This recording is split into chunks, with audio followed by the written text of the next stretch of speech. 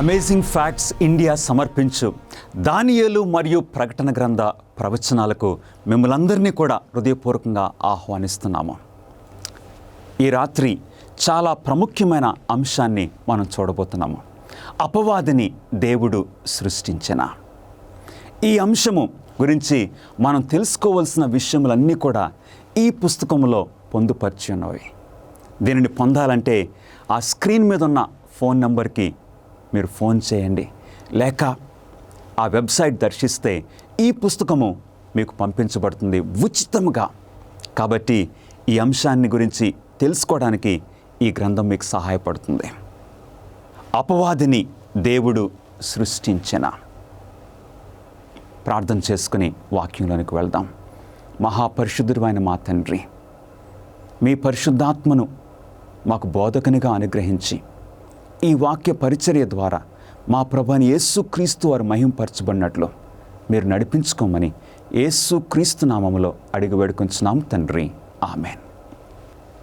2 సమూయేలు 14వ అధ్యాయములో ఒక చక్కటి కథనము మనకు కనపడుతుంది. దావీదు రాజుకి ఎంతోమంది కుమారులు ఉన్నారు, కానీ ఒక కుమారుడి పేరు అబ్షలోము. ఈ అబ్షలోము గురించి దేవుని వాక్యము ఈ విధంగా సెలవిస్తుంది. 2 సమూయేలు 14వ అధ్యాయము 25వ వచనము. ఇశ్రాయేలులందరిలో అబ్షలోమంత సౌందర్యము గలవాడు ఒక్కడునూ లేడు. అరికాలు మొదలుకొని తల వరకు ఏ లోపము అతని యందు లేకపోయాను. చాలా అందగాడు, సౌందర్యం గలవాడు ఈ అబ్షలోము. కానీ ఆయన గుణము ఏ విధంగా ఉన్నది? తండ్రి అయిన దావీదు దగ్గరకు అనేక మంది వేరువేరు ఊర్ల నుండి న్యాయం కోసము వారి సమస్యలను తీర్చుకోవడానికి రాజుగారి దగ్గరికి వస్తుంటే ఈ అబ్షలోము ఏం చేసేవాడు? ఉదయాన్నే లేచి ఆ వచ్చే ప్రజలను కలుసుకొని వారిని ముద్దు పెట్టుకొని వారిని కౌగిలించుకొని, మీరు ఏ ఊరు నుండి వచ్చారు, ఏ సమస్యతో వచ్చారు అని అబ్షలోము వారిని అడిగి అప్పుడు ఏం చెప్పేవాడో తెలుసా? మీ సమస్యలను తీర్చడానికి రాజుగారికి టైం లేదు, రాజుగారికి శ్రద్ధ లేదు. ఒకవేళ నేనే ఒక న్యాయాధిపతి అయితే, ఒక రాజునైతే మీ సమస్యలను తీర్చగలను అనే మోసపు మాటలతో తండ్రి గురించి చెడు చెబుతూ వారి యొక్క హృదయాలను ఆకట్టుకున్నాడు. దేవుని వాక్యము ఈ విధంగా సెలవిస్తుంది. 2 సమూయేలు 15వ అధ్యాయము 6వ వచనము. అబ్షలోము ఈ ప్రకారము చేసి ఇశ్రాయేలులందరినీ తన తట్టు త్రిప్పుకొనెను. గమనిస్తున్నారా ప్రియులారా? అబ్షలోముకి సరిపడినంత సపోర్ట్ దొరికిందని ఆయన అనుకున్నప్పుడు తండ్రి మీద తిరుగుబాటు చేశాడు. అంతటా యెరూషలేములో ఒక యుద్ధము జరిగింది. దావీదు రాజు తన సింహాసనమును విడిచి వెళ్ళిపోయినట్లు దేవుని వాక్యం సెలవిస్తుంది. అప్పుడు యెరూషలేములో ఒక యుద్ధము. దావీదు, ఆయన సైన్యము మరియు అబ్షలోము ఆయన అనుచరులు, ఆయన సైన్యము మధ్యన ఒక గొప్ప యుద్ధం జరిగింది. ఆ యుద్ధములో దావీదు పక్షమునైతే మంచి ట్రైనింగ్ పొందిన వీరులు ఉన్నారు. అబ్షలోము పక్షమున అలా లేరు. ఆ యుద్ధములో అబ్షలోము తన అనుచరులు ఓడిపోతున్న ఆ పరిస్థితుల్లో అబ్షలోము ఇప్పుడు ఆ యుద్ధ భూమి నుండి పారిపోతున్న ఆ పరిస్థితిలో ఒక కంచర్ గాడిద మీద పారిపోతున్నప్పుడు తన తల ఒక చెట్టుకు చిక్కుకున్నది. గాడిది వెళ్ళిపోయింది. అబ్షలోము అక్కడ వేలాడుతూ ఉన్న ఆ పరిస్థితుల్లో వెంటనే అబ్షలోమును దావీదు సైన్యము కనుగొని అబ్షలోమును చంపారు. అబ్షలోము అంతమైపోయాడు. ఇలాంటి పరిస్థితి, ఇలాంటి తిరుగుబాటు ఇది మొట్టమొదటిసారి కాదు. దేవుని యొక్క వాక్యము మరొక రాజ్యం గురించి, మరొక రాజ్యములో మరొక యువరాజు తిరుగుబాటు చేశాడని దేవుని వాక్యము సెలవిస్తుంది. అది ఎవరో దేవుని వాక్యం నుండి మనం చూద్దాం. మొట్టమొదటి ప్రశ్న, పరలోకములో తిరుగుబాటు చేసిన యువరాజు పేరేమిటి? అతడు ఎందుకు తిరుగుబాటు చేశాను? ఆ రాజ్యం పేరు పరలోకము. పరలోకములో తిరుగుబాటు చేసిన యువరాజు పేరేమిటి? యెషయా గ్రంథము 14వ అధ్యాయము 12వ వచనములో మనకు సమాధానము దొరుకుతుంది. తేజో నక్షత్రమా, వేకువ చుక్క, నీవెట్లు ఆకాశము నుండి పడితివి. ఎవరు ఇక్కడ తేజో నక్షత్రమా అంటే మూల భాషలో లూసిఫర్. వేకువ చుక్క, నీవెట్లు ఆకాశము నుండి పడితివి. అంత ఉన్నత స్థానములో దేవుడు నిన్ను పెట్టినప్పుడు ఆ ఉన్నత స్థానము నుండి నీవెట్లు ఆకాశం నుండి పడితివి. ఎందుకో దేవుని వాక్యము సమాధానమిస్తుంది. యెషయా గ్రంథము 14వ అధ్యాయము 14వ వచనము, మహోన్నతునితో నన్ను సమానునిగా చేసుకొందును అని నీవు మనస్సులో అనుకుంటివి కదా. దేవుడు దేవదూతలందరినీ సృష్టించినప్పుడు ఆ దేవదూతలకు ఒక నాయకుడిగా ఉండినట్లు ఒక ప్రత్యేకమైన దేవదూతను దేవుడు సృష్టించారు. ఆ దూతకు కాస్త ఎక్కువ అందము, ఎక్కువ జ్ఞానము, ఆ ఉన్నతమైన స్థితి ఆ దూతకిచ్చి ఆ దూతకు లూసిఫర్ అని పేరు పెట్టారు. పెట్టినప్పుడు ఈ లూసిఫర్ దేవుని యొక్క స్థానము, దేవుని యొక్క సింహాసనం దగ్గర దూతలందరికీ నాయకుడిగా ఉంటున్న ఆ పరిస్థితిలో నెమ్మదిగా ఏం జరిగిందో తెలుసా? మహోన్నతునితో నన్ను సమానునిగా చేసుకొందును అని మనస్సులో ఈ లూసిఫర్కి ఆలోచన కలిగింది. దూతలందరూ వచ్చి దేవుణ్ణి స్తుతిస్తుంటే ఆ స్తుతి నేనెందుకు పొందకూడదు, నన్నెందుకు వారు స్తుతించకూడదు అన్న ఆలోచనలో అటి గర్వముతో ఇప్పుడు దేవునితో పోరాడడానికి ఇలాంటి ఆలోచనలు కలిగి ఉన్నాడు.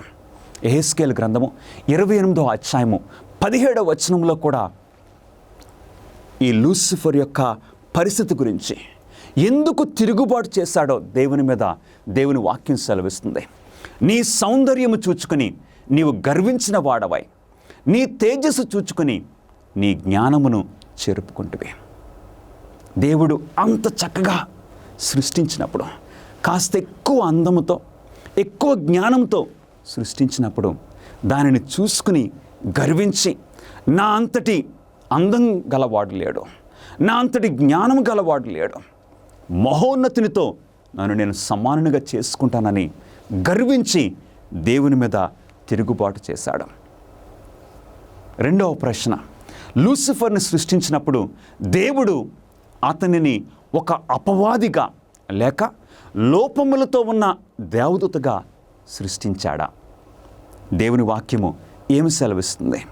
యెహెజ్కేలు గ్రంథము 28వ అధ్యాయము 15వ వచనములో, నీవు నియమింపబడిన దినము మొదలుకొని పాపము నీ యందు కనబడు వరకు ప్రవర్తన విషయములో నీవు ఏంటండి మాట, యథార్థవంతుడివిగా ఉంటివి.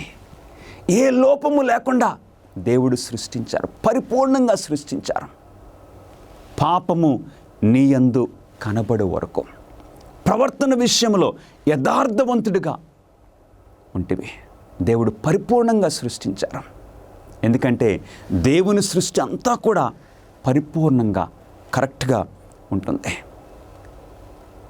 ఈ లూసిఫర్ ఇప్పుడు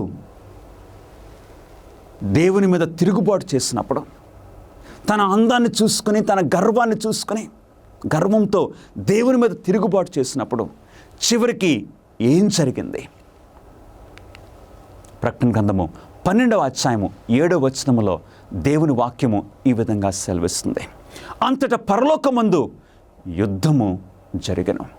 మిఖాయేలును అతని దూతలను ఆ ఘటసర్పముతో యుద్ధము చేయవలనని ఉండగా, ఆ ఘటసర్పము దాని దూతలను యుద్ధము చేసిరి. ఎక్కడ జరిగిందండి? ఈ ప్రపంచంలో మొట్టమొదటి ప్రపంచ యుద్ధం జరగకముందు, లేక రెండవ ప్రపంచ యుద్ధం జరగకముందు, అసలు ఈ ప్రపంచం మీద, ఈ భూమి మీద ఏ యుద్ధాలు జరగకముందు ఎక్కడ యుద్ధం జరిగిందని దేవుని వాక్యం తెలియజేస్తుంది. పరలోకమందు యుద్ధము జరిగెను. ఎందుకు పరలోకమందు యుద్ధం జరిగింది? ఈ లూసిఫర్ దేవుని మీద తిరుగుబాటు చేశాడు. ఒక యుద్ధం జరగాలంటే 2 గ్రూపులు ఉండాలి, 2 సైన్యాలు ఉండాలి. మిఖాయేలును అతని దూతలను. అంటే మిఖాయేలు అంటే మన ప్రభువైన యేసుక్రీస్తు వారికి మరొక పేరు.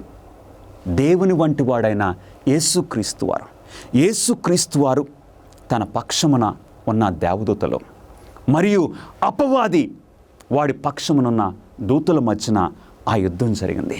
ఎట్లాగైతే యెరూషలేములో దావీదు కాలములో దావీదు పక్షమున ఉన్న ఆ సైనికులకు, ఆ సైన్యానికి, అబ్షలోమును అనుసరించిన వారి సైనికులకు ఒక యెరూషలేములో యుద్ధం జరిగినట్లు, శాంతికి నిలయమైన యెరూషలేములో అశాంతి ప్రారంభమైనట్లు, శాంతిగా ఉండవలసిన పరలోక రాజ్యములో ఒక యుద్ధము జరిగింది. ప్రియులరా, ఒక ప్రాముఖ్యమైన విషయాన్ని మనం గమనించాలి. ఈరోజు దేవుని వాక్యము మనకు సెలవిస్తుంది, పరలోకమందు యుద్ధము జరిగెను. మన గృహాల్లో కూడా ఇలాంటి పరిస్థితులు ఏర్పడుతూ ఉంటాయి. నీ గృహములో, నా గృహములో యుద్ధము జరగకముందు ఆయన గృహములో యుద్ధం జరిగింది. ఒక యుద్ధం జరిగినప్పుడు, ఒక గొడవ జరిగినప్పుడు హృదయాలు ఏ విధంగా ఉంటాయో, ఈ హృదయము ఎంత గాయపడుతుందో దేవునికి బాగా తెలుసు. దేవుడు నీ పరిస్థితిని అర్థం చేసుకోగలడు. ఎందుకో తెలుసా? ఆయన ఇంటిలో మొట్టమొదటి యుద్ధము జరిగింది. అపవాది సాతానుడి ఆజ్ఞ క్రింద ఏ శక్తివంతమైన జీవులు పనిచేస్తాయి? అవును, ఎలాంటి వ్యక్తులు, ఎలాంటి జీవులు ఈ సాతానుడు ఆజ్ఞ క్రింద పనిచేస్తాయి? దేవుని వాక్యం సెలవిస్తుంది. ప్రకటన గ్రంథము 12వ అధ్యాయము 4వ వచనములో, దాని తోక ఆకాశ నక్షత్రములలో 3వ భాగమును ఈడ్చి వాటిని భూమి మీద పడవేశాను. ఇక్కడ ప్రకటన గ్రంథములో దర్శనములో యోహానికి చూపించబడుతుంది ఈ విషయం. ఇక్కడ ఒక సింబల్ వాడుతున్నారు. దాని తోక ఆకాశ నక్షత్రములలో 3వ భాగం. అంటే ఈ అపవాది ఎంతమంది దూతలను పరలోకంలో మోసం చేసి దేవుని మీద తిరుగుబాటు చేయనట్లు వారిని పురికొల్పాడో తెలుసా? 3వ భాగపు దూతలను. ఇప్పుడు ఆ దేవదూతలను మోసం చేసిన ఈ అపవాది మానవుల్ని కూడా మోసం చేస్తున్నాడు. అందు గురించి వాడి క్రింద పనిచేసే ఆ దూతలు, వాటిని ఇప్పుడు దుష్ట దూతలని మనం పిలుస్తున్నాము. ఈవిల్ ఏంజల్స్ అని మనం పిలుస్తూ ఉన్నాము. ప్రకటన గ్రంథం 12వ అధ్యాయం 9వ వచనము, అది సాతానుడు భూమి మీద పడద్రోయబడను, దాని దూతలు దానితో కూడా పడద్రోయబడిరి. ఎప్పుడైతే పరలోకములో యుద్ధం జరిగిందో, దేవునికిని దేవుని పక్షమున విధేయత చూపిస్తూ నిలిచిన దూతలకును, అపవాదికిని వాడి పక్షమునున్న ఆ దూతలకును ఆ యుద్ధం జరిగిందో, దాని రిజల్ట్ ఏంటో తెలుసా? ఇక సాతానుడికి పరలోకములో స్థలము లేకపోయాను. మనం లైట్ ఆన్ చేస్తే చీకటి ఏమవుతుందండి? చీకటి ఎక్కడికి వెళ్ళిపోతుంది? అట్లాగా దేవుని యొక్క స్థానములో, పరలోక రాజ్యములో ఇక పాపానికి తావు లేదు. అందుగురించి దేవుని వాక్యం సెలవిస్తుంది, అది భూమి మీద పడద్రోయబడను. ఇప్పుడు ఇంకొక ప్రశ్న మనకు రావచ్చు. దేవుడు సాతానుడిని, వాడి దూతల్ని పడవేయటానికి ఈ భూమిని సృష్టించారా? ఏమాత్రం కాదు. ఎందుకంటే ఆదికాండము 1వ అధ్యాయంలో 7 సార్లు దేవుడు ప్రతిరోజు సృష్టి చేసిన తర్వాత ఏమన్నారు? అది మంచిది, అది మంచిది, అది మంచిది అని 6 రోజులు సృష్టించి తర్వాత దేవుడు ఏమన్నారంటే, అంతా సృష్టి అయిన తర్వాత చాలా మంచిది, చాలా బాగున్నది అని దేవుడు అన్నారు. దేవుడు బాగున్నది, దేవుడు మంచిగా ఉన్నది అంటే ఖచ్చితంగా మంచిగా ఉన్నది. ఈ భూమిని సాతానుని పడవేయటానికి దేవుడు ఈ భూమిని ఒక చెత్తకుండిలాగా సృష్టించలేదు. మరి సాతానుడు ఎలాగ ఈ భూమి మీదకి వచ్చాడు? దేవుని వాక్యమును బట్టి మనం చూసినట్లయితే, మన ఆదిమ తల్లిదండ్రులను దేవుడు తన స్వరూపములో సృష్టించి ఈ భూమిని పరిపాలన చేయటానికి దేవుడు సృష్టించారు. మన ఆదిమ తల్లిదండ్రులు ఈ అపవాది యొక్క శోధనలకు గురి అవటం వలన, ఈ అపవాది యొక్క ప్రేరేపణకు వారు లొంగిపోవటం వలన వారి స్వాధీనంలోకి ఇవ్వబడిన ఈ భూమి ఎవరి స్వాధీనంలోకి వెళ్ళిపోయింది? అపవాది స్వాధీనంలోకి వెళ్ళిపోయింది. అందుగురించి భూమి మీద పడద్రోయబడను, దాని దూతలు దానితో కూడా పడద్రోయబడి ఉన్నారని దేవుని వాక్యము మనకు సెలవిస్తుంది. అవును ప్రియులరా, ఇక సాతానుడికి, వాడి దూతలకి ఇక పరలోక రాజ్యంలో స్థానము లేకపోయింది.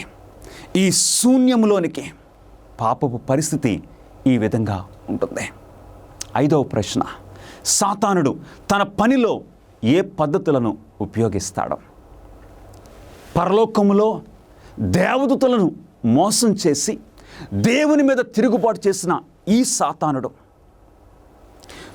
భూమి మీద ఆదామవ్వలను శోధించి మోసం చేసిన ఈ సాతానుడు ఇప్పుడు మానవులను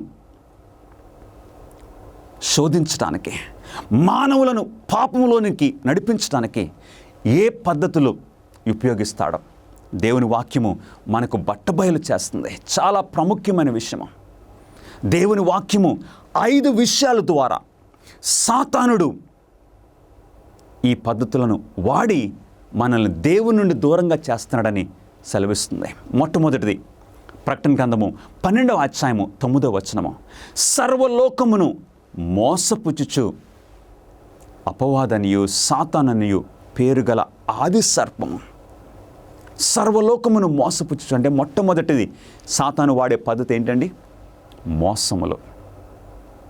ఎలాగైతే అబ్సలోము తండ్రి మీద మోసపు మాటలు చెప్పి యెరూషలేములో ఒక యుద్ధాన్ని ప్రారంభించాడు, పరలోకములో కూడా ఈ సాతానుడు మోసపు మాటలతో దేవుని మీద తిరుగుబాటు చేశాడు. ఈ రోజున సాతానుడు మోసపు మాటలు చెప్పి అనేకులను పాపంలోనికి నడిపిస్తూ ఉన్నాడు.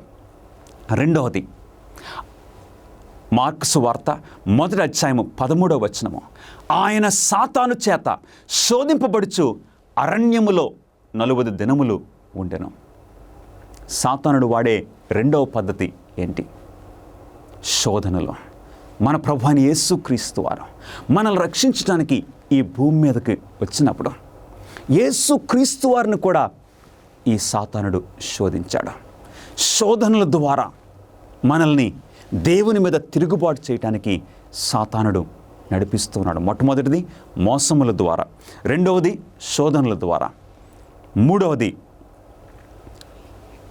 శోధనలు. యేసుక్రీస్తు వారిని కూడా సాతానుడు శోధించాడు. కానీ యేసుక్రీస్తు వారు సాతానుడి యొక్క శోధనలకి ఒక్క శోధనకు కూడా లొంగిపోలేదు. ఎందుకంటే దేవుని వాక్యం సెలవిస్తుంది. మత్తయి సువార్త 4వ అధ్యాయము 8వ వచనంలో, మరలా అపవాది మిగుల ఎత్తైన ఒక కొండ మీదకి ఆయనను తోడుకొని పోయి ఈ లోక రాజ్యములన్నిటినీ వాటి మహిమను ఆయనకు చూపెను.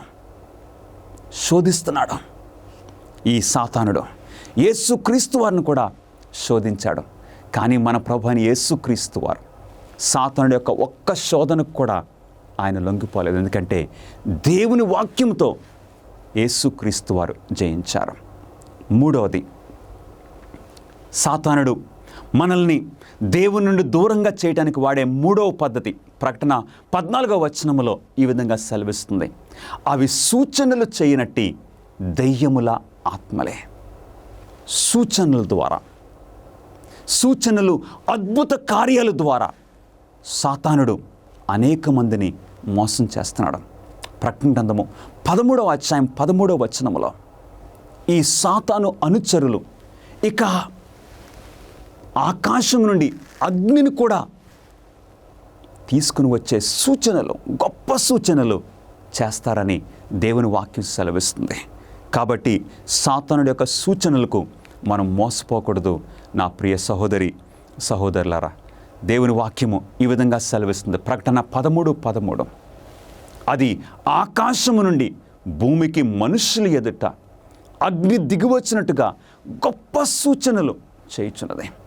ఆ సూచనలకి అనేక మంది మోసపోయే అవకాశం ఉంది. అందుగురించి దేవుడు ఆయన వాక్యములో నీవు నేను మోసపోకుండా, నీవు నేను తొలగిపోకుండా ఉండాలంటే, దేవుని పక్షమున నిలవాలంటే దేవుని వాక్యము మనకి స్పష్టంగా బయలుపరుస్తుంది. ప్రియ సహోదరుడా సహోదరి, నాలుగవది, ప్రకటన గ్రంథము 12వ అధ్యాయము 10వ వచనములో, రాత్రింబగళ్ళు మన దేవుని ఎదుట మన సహోదరుల మీద నేరము మోపువాడైన అపవాది పడద్రోయబడి ఉన్నాడు. సాతానుడి యొక్క 4వ మోసకరమైన పద్ధతి ఏంటో తెలుసా? నేరములు మోపటం. నీ మీద ఎవరన్నా నేరం మోపారా? ఎవరైనా నీ మీద నేరం మోపినప్పుడు నీ హృదయము ఎంత గాయపడింది? అది ఎవరి నుండో తెలుసా? సాతాను నుండి.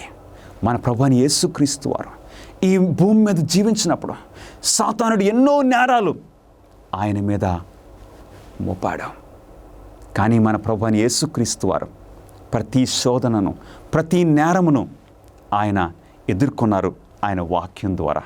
కాబట్టి సాతానుడు మనల్ని దేవుని నుండి దూరం చేయటానికి, ఆ దేవుని మీద తిరుగుబాటు చేయించడానికి నేరములు మన మీద మోపుతూ ఉంటాడు. తర్వాత 5వది, యోహాను సువార్త 8వ అధ్యాయము 44వ వచనములో దేవుని వాక్యము ఈ విధంగా సెలవిస్తుంది. ఆది నుండి వాడు నరహంతకుడై ఉండి అబద్ధికుడును అబద్ధమునకు జనకుడునై ఉన్నాడు. సాతానుడు వాడే 5వ పద్ధతి ఏంటి? అబద్ధములు వాడుచు మనల్ని, అబద్ధములు చెప్పుచు మనల్ని మోసం చేస్తున్నాడు. అబ్సలోము కూడా అలాగే దావీదు, తన తండ్రి అయిన దావీదు మీద అబద్ధాలు చెప్పుతూ అనేక మందిని ఆయన వైపు చేర్చుకున్నాడు, అనేక మందిని మోసపరిచాడు. సాతానుడు ఈ పద్ధతులను వాడుతూ ఉన్నాడు. విచ్ఛిన్నమైపోయినటువంటి ప్రపంచంలో దేవుని యొక్క ప్రణాళిక ప్రవచనాల ద్వారా మీరు తెలుసుకోవాలని కోరుతూ ఉన్నారా? ఆచరణాత్మకమైనటువంటి గొప్ప సవాళ్లను మీరు ఎదుర్కోవాలనుకుంటే మిమ్మల్ని ఉత్సాహపరుస్తున్నాం. అమేజింగ్ ఫ్యాక్ట్స్ వారు బైబిల్ చదువుకునేటువంటి గైడ్స్ మీ కొరకై 27 పుస్తకాలను మీకు అనుగ్రహిస్తున్నారు. అద్భుతమైనటువంటి గ్రాఫిక్స్ ద్వారా మీరు అర్థం చేసుకోవడానికి నేరుగా మీకు సమాధానం దయచేస్తూ ఉన్నారు. ప్రతి చదువుకునేటువంటి ఈ గైడ్ ద్వారా బైబిల్లో సరైన సమాధానం గ్రహించుకోగలరు. మీ జీవితంలోని ప్రాముఖ్యమైన ప్రశ్నలకు సమాధానం ఇస్తుంది. ఏ విధంగా మీరు సంబంధాన్ని పెంచుకోగలరు? ప్రభువైన యేసుక్రీస్తు వారు ఎప్పుడు రాబోతూ ఉన్నాడు? ఇంకా ఎన్నో విషయాలను తెలుసుకోవచ్చు. భవిష్యత్తులో ఈ యొక్క విలువైన విషయాన్ని కోల్పోకండి. మీ జీవితాన్ని రూపాంతరపరుస్తూ ఉన్నాయి అమేజింగ్ ఫ్యాక్ట్స్ వారు ఇచ్చేటువంటి బైబిల్ చదువుకునే పుస్తకం. ఇవి మీకు ఇంగ్లీష్ లోను, హిందీ, తమిళ్, తెలుగులో మీకు లభిస్తూ ఉన్నాయి. వేచి ఉండకండి, వెంటనే మీ యొక్క స్టడీ గైడ్స్ ను ఇప్పుడే ఆర్డర్ చేయండి. AFTV.in అనేటువంటి మా వెబ్సైట్ ని సంప్రదించి వెంటనే పొందండి. సాతానుడు ఎప్పుడు అత్యంత ప్రమాదకరంగా ఉంటున్నాం. ఏ పరిస్థితుల్లో చాలా ప్రమాదకరంగా సాతానుడి యొక్క పరిస్థితి ఉంటుందో దేవుని వాక్యము సెలవిస్తుంది. కొరింథీయులకు రాసిన 2వ పత్రిక 11వ అధ్యాయము 14వ వచనములో, ఇది ఆశ్చర్యము కాదు, సాతాను తానే వెలుగుదూత వేషము ధరించుకొనిచున్నాడు. ఒక వెలుగుదూత వేషముతో సాతానుడు వస్తున్నాడని దేవుని వాక్యము సెలవిస్తుంది. అంటే ఈ సాతానుడు, ఈ దుష్ట దూత అయిన ఈ సాతానుడు, ఈ చీకటి సంబంధమైన ఈ శత్రువు మన దగ్గరకు ఎలా వస్తాడంటండి? ఒక వెలుగుదూత వేషంలో, అంటే పరలోకము నుండి వచ్చిన ఒక దూత వలె వస్తాడని యేసుక్రీస్తు వారు దేవుని వాక్యము మనకు సెలవిస్తుంది. కాబట్టి మనం జాగ్రత్తగా ఉండాలని బైబిల్ మనకు హెచ్చరిక చేస్తుంది. మత్తయి సువార్త 7వ అధ్యాయము 15వ వచనములో, అబద్ధ ప్రవక్తలను గూర్చి జాగ్రత్త పడుడి, వారు గొర్రెల చర్మములు వేసుకుని మీ యొద్దకు వత్తురు, కానీ లోపల వారు క్రూరమైన తోడేళ్ళు. సాతానుడు వెలుగుదూత వేషం వేసుకుని వస్తే సాతానుడి యొక్క అనుచరులు ఎట్లా వస్తారండి? అబద్ధ ప్రవక్తలుగా. వారు తోడేళ్ళయ్యుండి పైన సాధువుగా ఉన్న ఒక గొర్రెపిల్ల చర్మంతో వస్తారు. అబద్ధ ప్రవక్త ఎప్పుడు కూడా నేను అబద్ధ ప్రవక్తనని చెప్పుకుంటూ రాడు, నేను నిజమైన ప్రవక్తను అని చెప్పుకుంటూ వస్తారు. కాబట్టి మనం జాగ్రత్తగా ఉండాలని దేవుని యొక్క వాక్యము మనకు తెలియజేస్తుంది. 7వ ప్రశ్న, సాతానుకు బైబిల్ తెలుసా? సమాధానము ఏంటో దేవుని వాక్యములను చూద్దాం. మత్తయి సువార్త 4వ అధ్యాయము 6-7 వచనాల్లో, అంతటా అపవాది, నీవు దేవుని కుమారుడు అయితే క్రిందకి దుముకుమని ఆయన నిన్ను గూర్చి తన దూతలకు ఆజ్ఞాపించును అని వ్రాయబడి ఉన్నదని ఆయనతో చెప్పను. ఈ శోధన ఎవరికో తెలుసండి? యేసుక్రీస్తు వారికే సాతానుడు ఈ శోధన ఇస్తూ ఉన్నాడు. సాతానుడు ఇక్కడ యేసుక్రీస్తు అని శోధిస్తున్న ఈ సన్నివేశంలో బైబిల్లోని విషయాల్ని తీసుకొని వస్తున్నాడు. బైబిల్లోని వాక్యాన్ని ఇక్కడ మాట్లాడుతూ ఉన్నాడు. కానీ సాతానుడు ఏంటో తెలుసా? వాక్యాన్ని కొంచెం మారుస్తాడు. అవును, సాతానుడికి బైబిల్ బాగా తెలుసు. అందుగురించి మనమేం చేయాలి? బైబిల్ని ఇంకా ధ్యానించి మనం తెలుసుకొని సాతాను యొక్క శోధనలను జయించాలి. ప్రియులరా, భూమి మీద సాతానుడు ఎవరిని ఎక్కువగా ద్వేషిస్తాడో, ఈ భూమి మీద జీవించే ప్రజల్లో సాతానుడు ఎవరిని ఎక్కువగా ద్వేషిస్తాడో దేవుని వాక్యము మనకి క్లారిటీ ఇస్తుంది. ప్రకటన గ్రంథము 12వ అధ్యాయము 17వ వచనములో, అందుచేత ఆ ఘట సర్పము, అంటే సాతానుడు అనమాట, ఆ ఘట సర్పము ఆగ్రహము తెచ్చుకొని దేవుని ఆజ్ఞలు గైకొనుచు యేసును గూర్చి సాక్ష్యమిచ్చుచు ఉన్న వారైన ఆమె సంతానములో శేషించిన వారితో యుద్ధము చేయుటకై బయలువెడలను. సాతానుడు ఎవరిని ద్వేషిస్తున్నాడో తెలుసా? దేవుని ఆజ్ఞలు గైకొనుచు.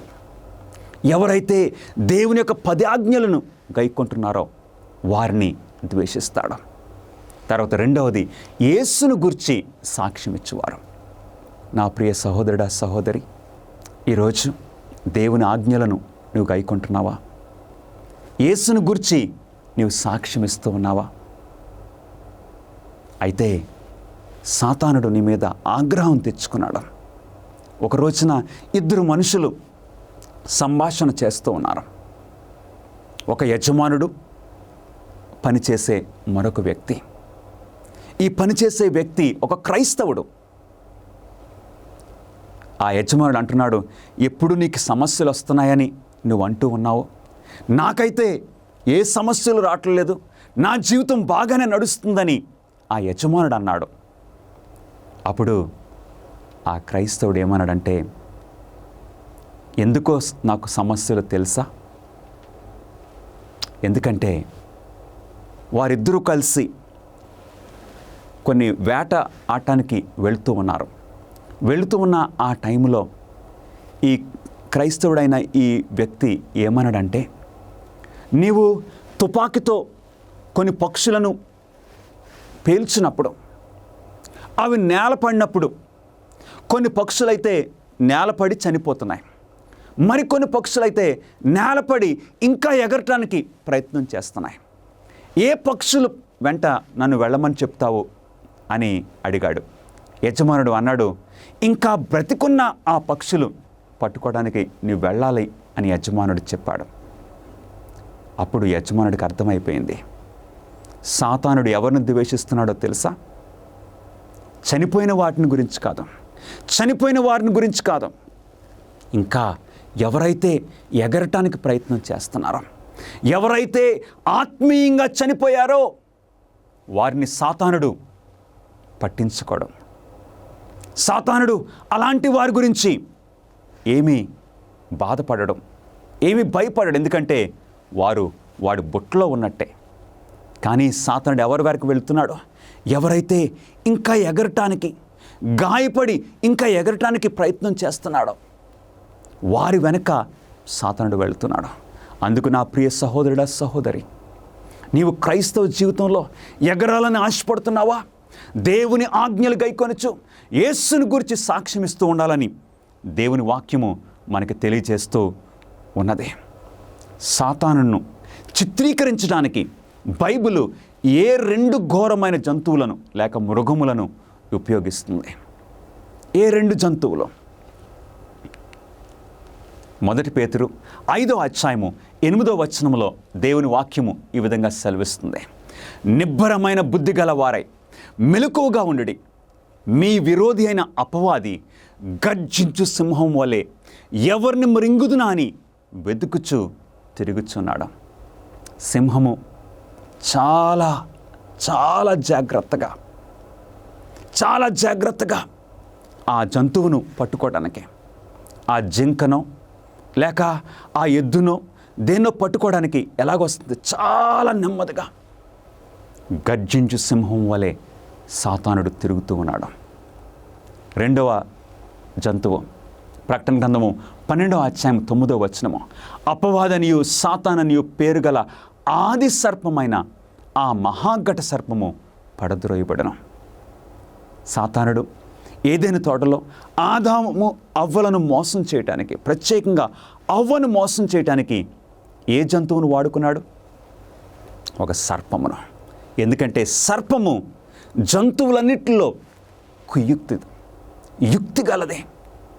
అవును ప్రియులరా, సాతానుడు గర్జించు సింహం వలె, తర్వాత రెండవది ఒక కుయుక్తి, మోసముతో ఉన్న సర్పము వలె.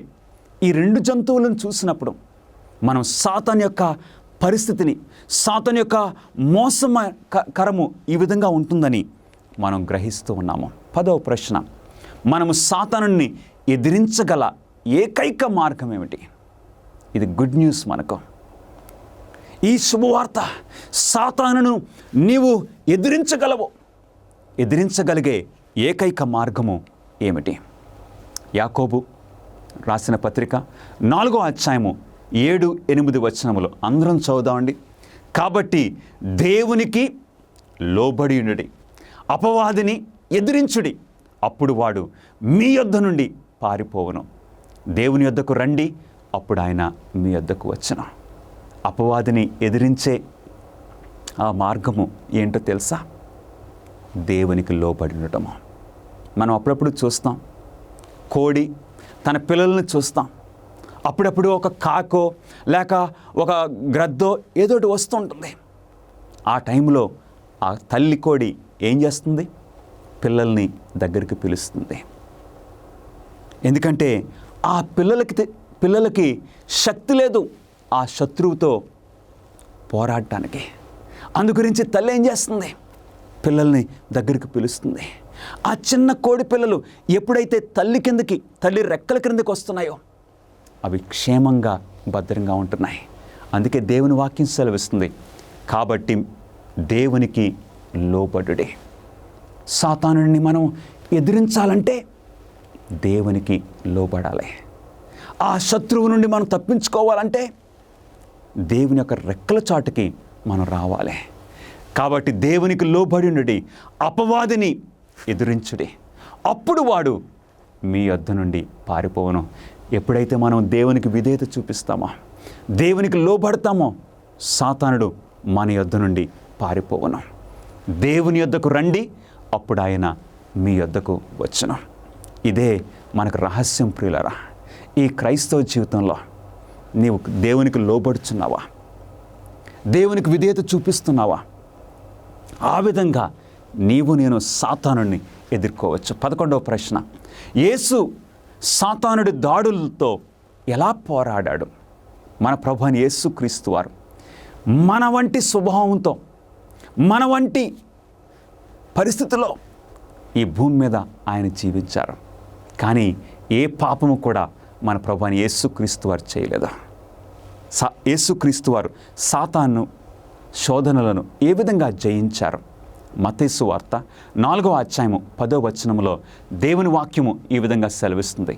యేసు వానితో, సాతానా పొమ్ము, ప్రభు అయిన నీ దేవునికి మ్రొక్కి ఆయనను మాత్రము సేవింపవలనని రాయబడి ఉన్నదని నేను. యేసుక్రీస్తు వారు ఏ విధంగా సాతానును జయించారు?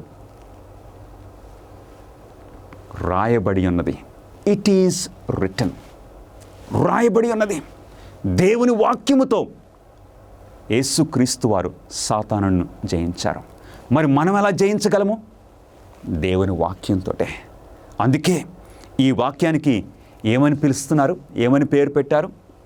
ఎఫెసీయులకు రాసిన పత్రిక 6వ అధ్యాయము 17వ వచనములో దేవుని వాక్యమును ఆత్మ ఖడ్గమును ధరించుకొనుడి.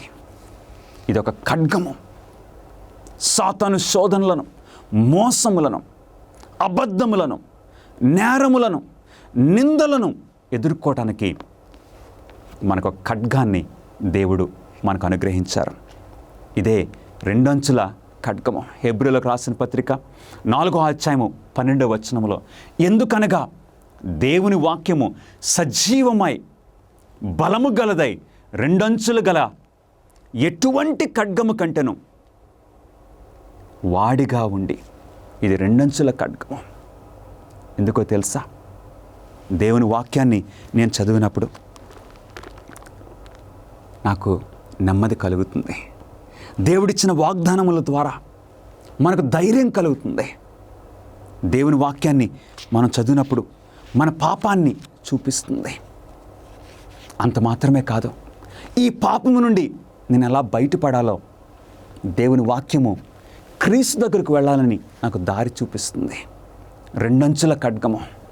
ఒక ప్రక్క నుండి మనల్ని ఖండిస్తుంది, మరొక ప్రక్క నుండి స్వస్థపరుస్తుంది.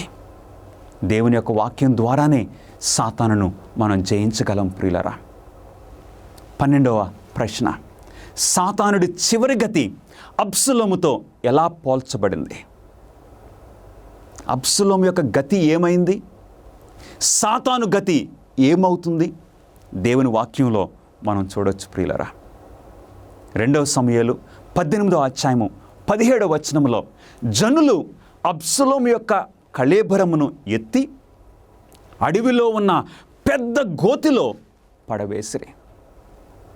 అబ్షలోము ఓడిపోతున్న టైంలో, ఇక పారిపోతున్న ఆ పరిస్థితిలో అబ్షలోము యొక్క తల ఒక చెట్టుకు చిక్కుకుంది.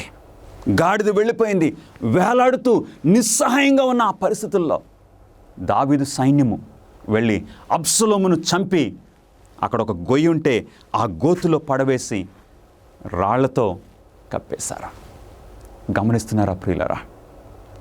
అవును, సాతాను యొక్క పరిస్థితి కూడా అలాగే ఉంటుంది. దేవుని వాక్యము ఈ విధంగా సెలవిస్తుంది.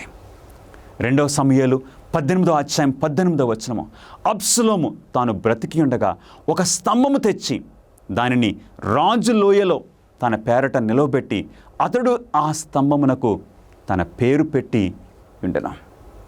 అబ్షలోము ఒక స్తంభాన్ని నిలబెట్టుకున్నాడు. ఒక పాపపు స్తంభముగా అది నిలిచిపోయింది. యెషయా గ్రంథము 14వ అధ్యాయము 15వ వచనములో, నీవు పాతాళమునకు, నరకములో ఒక మూలకు త్రోయబడితివే. సాతాను యొక్క అంతము ఏ విధంగా ఉంటుంది? జనములను మోసపరిచిన ఈ అపవాది, పరలోకములో దూతలను మోసపరిచిన అపవాది, ఈ భూమి మీద మానవులను మోసపరిచిన ఈ అపవాది యొక్క అంతము ఏ విధంగా ఉంటుంది? నరకములో ఒక మూలకు త్రోయబడుతుంది. గమనిస్తున్నారా ప్రియ సహోదరి సహోదరులారా?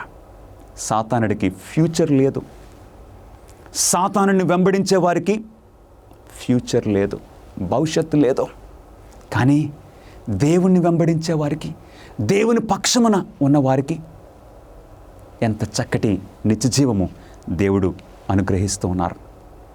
13వ ప్రశ్న, దేవుని ప్రజలను శోధించడానికి సాతానుడు ఎప్పుడైనా తిరిగి కనిపిస్తాడా? ఒకసారి దేవుడు సాతానును ఆ నరకములో శిక్షించిన తర్వాత మరలా సాతానుడు ఎప్పుడైనా సరే మరలా పైకొచ్చి మరలా ప్రజలను శోధించే పరిస్థితి ఏర్పడుతుందా? దేవుని వాక్యము ఏమి సెలవిస్తుంది? యెహెజ్కేలు గ్రంథము 28వ అధ్యాయము 19వ వచనములో, నీవు బొత్తిగా నాశనమై భీతికి కారణముగా ఉందవు. దేవుని వాక్యం సెలవిస్తుంది. టోటల్ అంటే సంపూర్ణంగా నాశనం అయిపోతుంది. సాతానుడికి మరలా ఇంకొకసారి మరలా వచ్చి మనుషులను శోధించే అవకాశం లేకుండా ఆ విధంగా దేవుడు శిక్షించబోతున్నారు. అబ్సలోమును ఎప్పుడైతే ఇక చంపివేసి ఆ గోతులో పడవేసి రాళ్లతో కప్పిన తర్వాత ఏం జరిగింది? ఇక యెరూషలేములో తిరుగుబాటు అంతమైపోయింది. మరలా అలాంటి తిరుగుబాటు ఇంకెప్పుడుకూ రాకుండా ఆగిపోయింది. సాతానుడికి కూడా అదే జరగబోతుంది ప్రియులరా. నీవు బొత్తిగా నాశనమై భీతికి కారణముగా ఉందువా. నాహూము గ్రంథము 1వ అధ్యాయము 9వ వచనములో దేవుని వాక్యము ఈ విధంగా సెలవిస్తుంది. బాధ రెండవ మారు రాకుండా ఆయన బొత్తిగా దానిని నివారణ చేయను. దేవుడు ఎప్పుడైనా సరే ఒక పరిష్కారము ఆయన ప్రవేశపెట్టినప్పుడు ఆ పరిష్కారం ఎప్పుడు కూడా సంపూర్ణంగా ఉంటుంది. సాతానుని దేవుడు శిక్షించిన తర్వాత, సాతాను యొక్క అనుచరులను దేవుడు శిక్షించిన తర్వాత మరలా వారు వచ్చి శోధించడానికి అవకాశం ఉండదు. అందుకే నాహూము ప్రవక్త అంటున్నాడు, బాధ అంటే పాపము రెండవ మారు రాకుండా దేవుడు దానిని బొత్తిగా సంపూర్ణంగా దానిని నివారణ చేయను. గమనిస్తున్నారా ప్రియ సహోదరి సహోదరులారా? సాతానుడి గురించి ఇక మనము భయపడనక్కర్లేని, సాతానుడి గురించి మనం బాధపడనక్కర్లేని స్థితిని దేవుడు కల్పించబోతున్నారు. ఆ క్రొత్త ఆకాశము క్రొత్త భూమిలో ఇక పాపము ఉండదు, నీతి నిలుస్తుందని దేవుని వాక్యము మనకు సెలవిస్తుంది. దుర్మార్గుల నాశనాన్ని బట్టి దేవుడు ఎలా భావిస్తారు? సాతానుడు అనుసరించిన ఆ దుష్ట దూతలు, సాతాను అనుసరించిన దుర్మార్గులందరూ కూడా వారు నాశనమైపోయినప్పుడు, ఆ నరకములో కాలిపోయినప్పుడు వారి గురించి దేవుని యొక్క స్పందన ఏ విధంగా ఉంటుందో దేవుని వాక్యాన్ని మనం చూద్దాము. యెహెజ్కేలు గ్రంథము 33వ అధ్యాయము 11వ వచనములో దేవుని మాటలు యెహెజ్కేలు ద్వారా ఇక్కడ రాయబడ్డాయి. అందరం చదువుదామండి. కాగా వారితో ఇట్లనము, దేవుడు మాట్లాడుతున్నారు, నా జీవము తోడు దుర్మార్గుడు మరణము నొందుట వలన నాకు సంతోషము లేదు. దుర్మార్గుడు తన దుర్మార్గత నుండి మరలి బ్రతుకుట వలన నాకు సంతోషము కలుగును. కాబట్టి మనసు తిప్పుకొనడి, మీ దుర్మార్గత నుండి మరలి మనసు తిప్పుకొనడి. మీరెందుకు మరణం నొందుదురు? ఇదే ప్రభువగు యెహోవా వాక్కు. ఈ మాటలు మనం చూసినప్పుడు నీకు ఎలాంటి స్పందన కలుగుతుంది ప్రియులారా? దేవుడు ఏమంటున్నారంటే, దుర్మార్గుల మరణము వలన నాకు సంతోషము లేదు. మరి దేవునికి సంతోషం ఇచ్చేది ఏంటి? దేవునికి ఆనందాన్ని ఇచ్చేది ఏమిటి? ఏంటో తెలుసా? ఆ దుర్మార్గుడు ఆ దుర్మార్గపు మార్గములు విడిచి దేవుని మార్గంలోకి వస్తే దేవునికి సంతోషము, దేవునికి ఆనందము. దేవుడికి శిక్షించటంలో ఆయనకి ఆనందము లేదు, రక్షించటంలోనే దేవునికి ఆనందము, సంతోషం ఉన్నది. అందుగురించే దేవుడు ఎంతో దుఃఖంతో అంటున్నారు, నా జీవము తోడు దుర్మార్గుడు మరణం నొందుట వలన నాకు సంతోషము లేదు. దుర్మార్గుడు తన దుర్మార్గత నుండి మరలి బ్రతుకుట వలన నాకు సంతోషం కలుగును. అందుగురించే దేవుడు తన ప్రియకుమారుణ్ణి మన కొరకు అనుగ్రహించారు. మనం పాపులమై ఉండగానే మనల్ని రక్షించుకోవటానికి తన ప్రియకుమారుణ్ణి దేవుడు అనుగ్రహించారు. కాబట్టి నీవు పాపంలో నశించటం దేవునికి ఏమాత్రము ఇష్టం లేదు. ప్రియ సహోదరుడా, సహోదరి, ఈరోజే మనం దేవుని దగ్గరికి రావాలని దేవుడు ఆశపడుతూ ఉన్నారు. 15వ ప్రశ్న, తన తిరుగుబాటు కుమారుడు అబ్షలోము చంపబడ్డాడని తెలుసుకున్నప్పుడు దావీదు ఎలా స్పందించాడు? తిరుగుబాటు చేసిన కుమారుడైన అబ్షలోము చనిపోయాడని దావీదుకు తెలిసినప్పుడు దావీదు ఎలా స్పందించాడు? 2 సమూయేలు 18వ అధ్యాయము 33వ వచనములో, అప్పుడు రాజు బహు కలతపడి గుమ్మమునకు పైగా ఉన్న గదికి ఎక్కిపోయి ఏడ్చుచు ఏం చేశాడు? సంచరించుచు, నా కుమారుడా అబ్షలోమా, నా కుమారుడా అబ్షలోమా అని కేకలు వేయచ్చు, అయ్యో నా కుమారుడా, నీకు బదులుగా నేను చనిపోయిన ఎడల ఎంత బాగుండును, నా కుమారుడా అబ్షలోమా, నా కుమారుడా అని ఏడ్చుచు వచ్చాను. ఆ రోజు దావీదు సైన్యము అబ్షలోము సైన్యము యుద్ధానికి వెళ్ళవలసిన ఆ పరిస్థితిలో దావీదు దుఃఖంతో తన సైనికులకు చెప్పాడు, నా కుమారుడైన అబ్షలోము మీద కరుణించండి అని. దావీదు తన కుమారుడు పట్ల ఎంతో ఎంతో ప్రేమ, ఎంతో భారం కలిగి ఉన్నాడు. ఆ యుద్ధం జరుగుతున్నప్పుడు దావీదు అలా చూస్తూ ఉన్నాడు. యుద్ధం నుండి ఏమి సమాచారం వస్తుందా అని ఎదురు చూస్తూ ఉన్నాడు. సమాచారం వచ్చింది, యుద్ధములో మనం గెలిచాము అని ఒక వ్యక్తి సమాచారం తీసుకొచ్చాడు. కానీ దావీదు వెంటనే అన్నాడు, నా కుమారుడైన అబ్షలోము క్షేమంగా ఉన్నాడా? దావీదు దృష్టి అంతా కూడా తన కుమారుడి మీదే.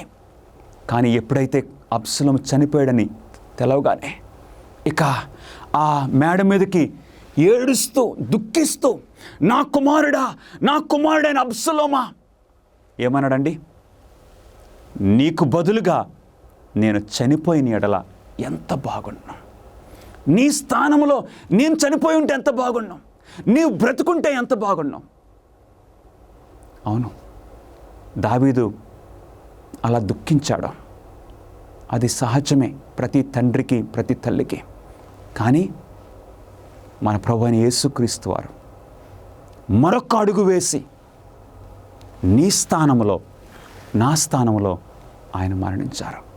ఇక్కడ దావీదైతే నీ స్థానంలో నీకు బదులుగా నేను చనిపోయి ఉండిన ఎడల ఎంత బాగుండునని దుఃఖించాడు. కానీ యేసుక్రీస్తు వారు మన పాపములను బట్టి మన స్థానంలో ఆయన శిక్షనుందారు. అందుగురించి ఈరోజు దేవుడు నిన్ను నన్ను పిలుస్తున్నారు ప్రియ సహోదరి సహోదరులరా. ఎందుకంటే సమయము ఆసన్నమవుతుంది, ఈ లోకం అంతం కాబోతుంది. ప్రకటన గ్రంథము 12వ అధ్యాయం 12వ వచనంలో, భూమి సముద్రమా మీకు శ్రమ, అపవాది తనకు సమయం కొంచెమని తెలుసుకొని బహు క్రోధము గలవాడై మీ వద్దకు దిగి వచ్చి ఉన్నాడు. సాతానుడికి తెలుసు తనకు సమయం కొంచెమే ఉందని. ఈ ఆఖరులో మనలందరినీ కూడా మోసం చేయాలని సాతానుడు ప్రయత్నం చేస్తున్నాడు. కాబట్టి మనం ఏం చేయాలి? 1 యోహాను 4వ అధ్యాయము 4వ వచనము, చిన్నపిల్లలారా మీరు దేవుని సంబంధులు, మీలో ఉన్నవాడు లోకములో ఉన్నవాని కంటే గొప్పవాడు కనుక మీరు వాడిని జయించి ఉన్నారు. ఏమాత్రము మనం భయపడిన అవసరం లేదు. సాతాను గురించి నీవేమీ బెదిరిపోనక్కర్లేదు. ఎందుకంటే మీలో ఉన్నవాడు ఎవరు?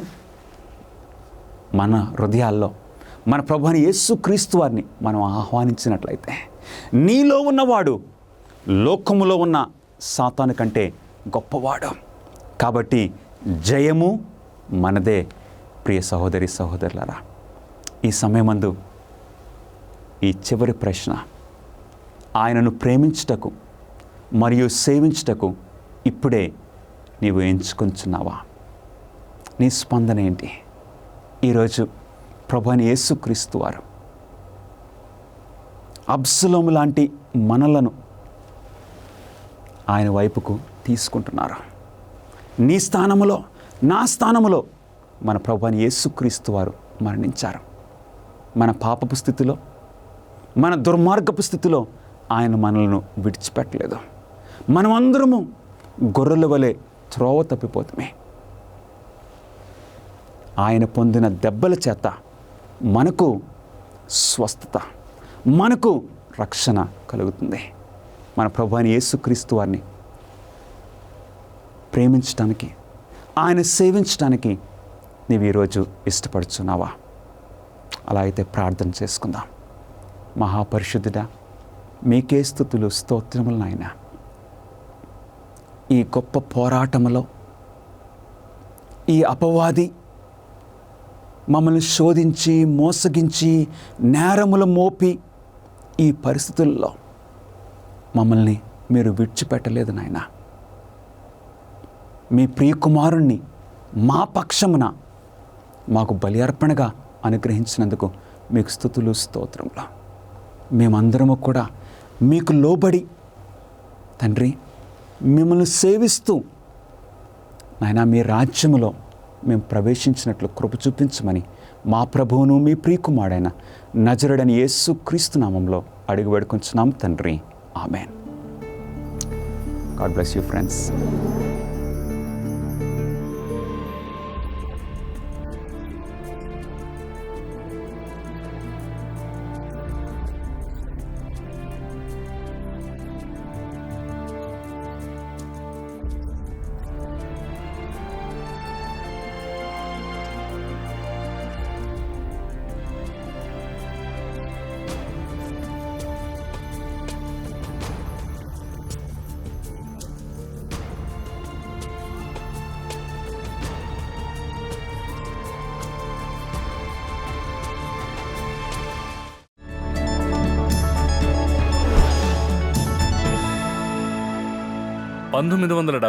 క్రిస్మస్ సందర్భంగా 17 ఏళ్ల జూలియన్ కోప్కే పెరూలోని లిమాలో తన తల్లితో కలిసి లాన్స్ ఆఫ్ ఫ్లైట్ 508లో ఎక్కాడు. అమెజాన్ రెయిన్ ఫారెస్ట్లోని తన పరిశోధన కేంద్రంలో క్రిస్మస్ కోసం ఆమె తండ్రితో చేరాలని వారు భావించారు. సుమారు 21,000 అడుగుల ఎత్తులో యాండీస్ను దాటిన తర్వాత వారి విమానం పెద్ద చీకటి మేఘాలతో కప్పబడి తీవ్రమైన అల్లకల్లోలానికి గురైంది.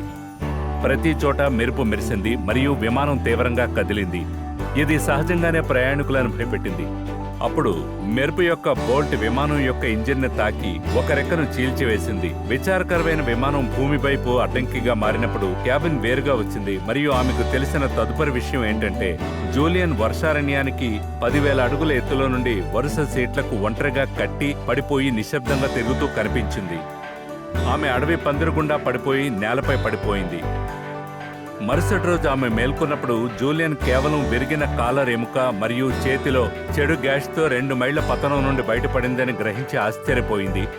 ప్రాణాలతో బయటపడిన ఇతరులను కనుగొనడంలో విఫలమైన తర్వాత జూలియన్ తన తండ్రి నేర్పించిన దానిపై ఆధారపడింది. దిగువ నడక ఎల్లప్పుడూ నాగరికతకు దారి తీస్తుందని. కాబట్టి విమానం నుండి పడిపోయిన మిఠాయి సంచి మరియు ఒక చెప్పుతో ఆమె నడవడం ప్రారంభించింది. 10 రోజుల పాటు జూలియన్ దిగువ భాగంలో తేలుతూ ఈత కొడుతూ లేదా తేలుతూ ఉండింది. ఆమెకు గాయాలయ్యాయి. ఆమె మ్యాగెట్లతో బాధపడింది. మొసళ్ళు, పిరానాలు మరియు కనికరం లేని కీటకాలను తప్పించుకోవాల్సి వస్తుంది. చివరికి ఆమె నిద్రిస్తున్న ఒక గుడిసెకు వచ్చింది. త్వరలో పెరూవియన్ లాగర్లు ఆమెను కనుగొన్నారు. చివరికి జూలియన్ ఆశ్చర్యపోయిన తన తండ్రితో ఐక్యమైంది. 17 ఏళ్ల అమ్మాయి అటువంటి పతనం నుండి బయటపడి ప్రపంచంలోని అతి పెద్ద వర్షారణ్యం నుండి ఒంటరిగా హైకింగ్ చేయడాన్ని ఊహించడం కష్టం. జూలియన్ కంటే ఎక్కువ పతనం నుండి బయటపడిన కొందరి గురించి బైబిల్ మాట్లాడుతుందని మీకు తెలుసు. నిజానికి లేఖనాల ప్రకారం ఆదాము హవ్వలు ఏదైనా తోటలో పడిపోయినప్పుడు అది మొత్తం మానవ జాతిని దిగజార్చింది. కానీ యేసు పాపం నుండి ప్రపంచాన్ని విమోచించడానికి వచ్చాడు. బహుశా మీరే ఆలోచిస్తూ ఉండొచ్చు, అది ప్రపంచానికి సరే, కానీ నేను చాలా దూరం పడిపోయాను. లార్డ్ జూలియన్ను రక్షించగలిగితే దేవుడు మిమ్మల్ని రక్షించగలడు. హత్యకు పాల్పడిన మోషే లేదా వ్యభిచారానికి పాల్పడిన దావీదు లేదా యేసును తిరస్కరించిన పేతురు కంటే మీరు ఎక్కువ దూరం వెళ్లలేదు. వారందరూ రక్షించబడ్డారు, వారి పతనం నుండి పునరుద్ధరించబడ్డారు. లేదా నేను చాలాసార్లు పడిపోయానని మీరు అనుకోవచ్చు. ధైర్యంగా ఉండండి. ఇది సామెతలు 24వ అధ్యాయంలో 16వ వచనంలో ఇలా చెప్తోంది. నీతిమంతుడు 7 సార్లు పడి మళ్లీ లేచాడు. యేసు మగ్దలేనే మరియా నుండి 7 దెయ్యాలను విసిరాడు. కాబట్టి నిరుత్సాహపడకండి. మీరు పడిపోతే మళ్లీ లేచి నిలబడండి. ఆ వర్షారణ్యంలో కోల్పోయిన పరిస్థితి నుంచి జూలియన్ను రక్షించి ఆమె తండ్రికి అప్పగించినట్టుగానే యేసు మిమ్మల్ని కోల్పోయిన పరిస్థితి నుంచి నడిపించి మీ స్వర్గపు తండ్రికి పునరుద్ధరించగలడు.